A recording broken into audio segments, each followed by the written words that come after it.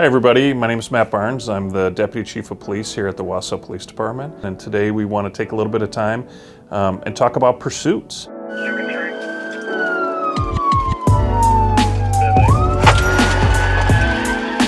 There was a motorcycle that was involved with an incident with a police officer. Look at that, right through the red light, narrowly missing that car. Left on Rodeo.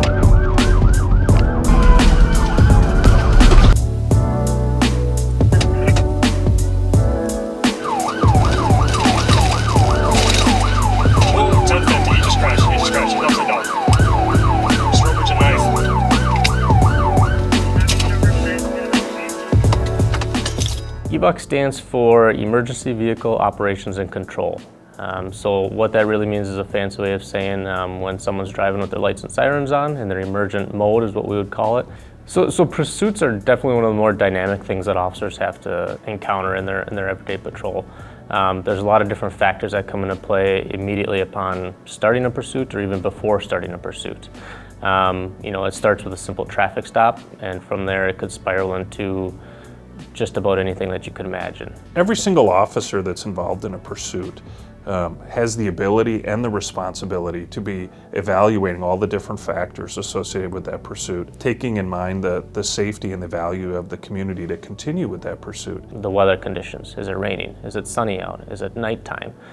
Traffic conditions, how many other cars are on the roadway? Is it a motorcycle? Is it a truck? Is it a minivan? What are they stopping them for? Are they stopping them for a tail light out? Or are they stopping him because he just left the scene of a crime where he violently hurt somebody?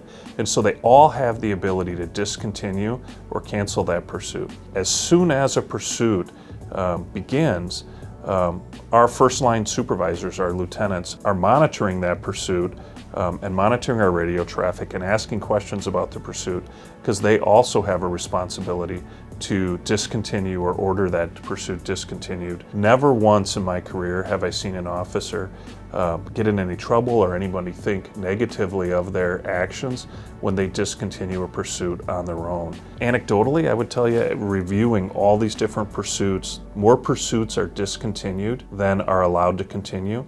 I think a quote is that the juice just isn't worth the squeeze. So ideally, to obviously get the vehicle to stop, we'd prefer they just comply and stop their vehicle, but there's a couple different options that we have that our officers are trained in. It's induced to stop techniques or forced to stop techniques. As most people know about them, they're called spike strips.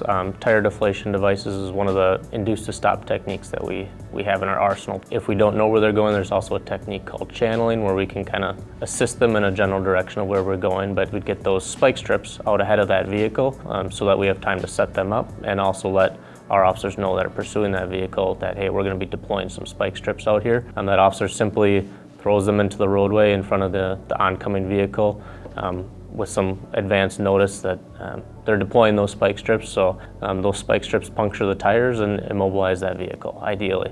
And shortly thereafter, that vehicle will hopefully come to a stop. So another one of those induced to stop techniques is our pit maneuver. Again, our pursuit intervention technique. Say we have a vehicle that's going about 35 miles an hour or less, and simply push that vehicle and cause it to spin out. And the reason we have that 35 mile an hour mark, anything above that, you're more likely to cause a crash that would cause them severe injury. So following every vehicle pursuit, the supervising lieutenant will complete a post-pursuit review. And in that review, that documentation will contain the route that the pursuit took, which officers were involved, reasons for that stop, and what the supervisor's actions were during that pursuit. That review then gets forwarded to the patrol captain's office, who then reviews that report, makes sure that this pursuit was conducted in accordance with department policy and guidelines.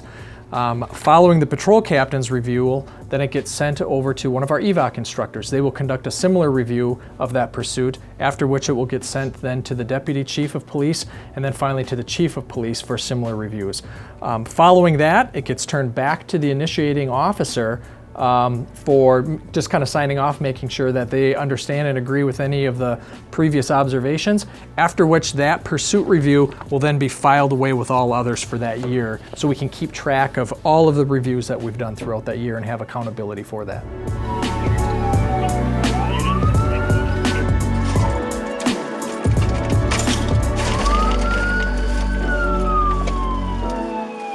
My name is Garrett Carr, and I hope you enjoyed this quick little video about pursuits here in the city of Wausau and how we operate with those. If you have any questions, always feel free to reach out to us, and we'd be happy to answer any of those for you.